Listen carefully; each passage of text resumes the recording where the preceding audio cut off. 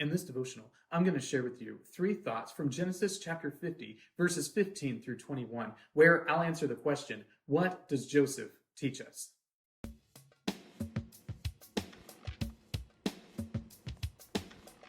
Genesis chapter 50, verses 15 through 21 says, When Joseph's brothers saw that their father was dead, they said, It may be that Joseph will hate us and pay us back for all the evil that we did to him.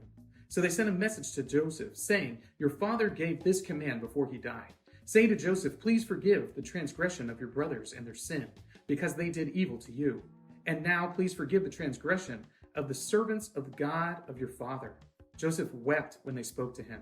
His brothers also came and fell down before him and said, Behold, we are your servants. But Joseph said to them, Do not fear, for am I in the place of God? As for you, you meant evil against me, but God meant it for good, to bring it about that many people should be kept alive as they are today. So do not fear, I will provide for you and your little ones. Thus he comforted them and spoke kindly to them. Joseph's story is certainly an interesting one. I mean, he goes from favored son to hated brother to slave to king over the course of his life. And he is ruling over Egypt by the time he's 30 years old. So in just a short number of years, he goes from the lowest of the low to the highest of highs. And he learns some valuable things throughout all of those experiences. And the great gift for us is that we can learn from Joseph's many experiences some truths about ourselves and about our Creator. So here are 3 thoughts answering the question, what does Joseph teach us? Thought number 1, God is in control.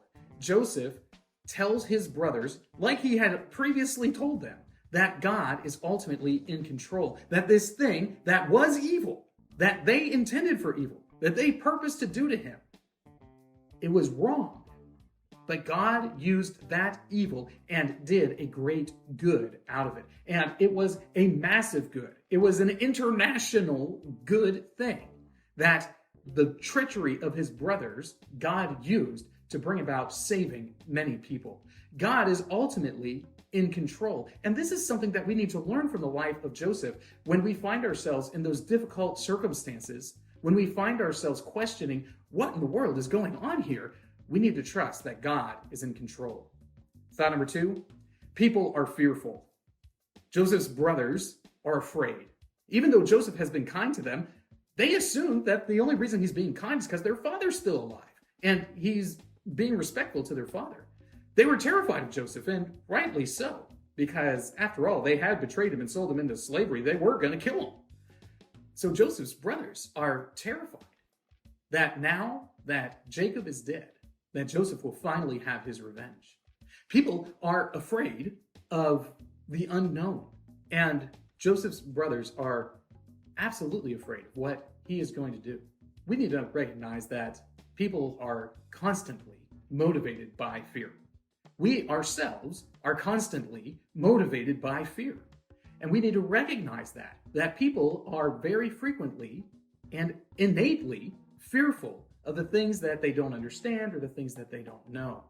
Because of that, we need to be careful in how we deal with people. And we need to be careful about how we deal with our own fear as it arises within us. Thought number 3, forgiveness is great. And this is such a wonderful concept. Joseph has all of the power in the world to make his brothers suffer. He is able to crush them like bugs. He's able to destroy their lives. He could have them all killed if he wants. He can steal everything away from them. He could have them enslaved. But he has this great power. He has this great influence. And he uses it. Not in the way that we might expect, to exact his revenge. But he utilizes his great power to forgive. He forgives his brothers because he recognizes that the thing that they did that was so wicked and evil, God was using actively to bring about a much greater good in the world. Forgiveness is a great thing, and it's something that we can do for those who have sinned against us. For those who have wronged us, we can forgive them, and it is a display of power. One of the great things about forgiveness is that it actually makes you feel better. It is a blessed thing to release the resentment that you harbor in your heart towards other people. And as you forgive others, you find that the burdens of life become just a little bit lighter. These three thoughts come from the assigned reading of Genesis chapters 48 through 50.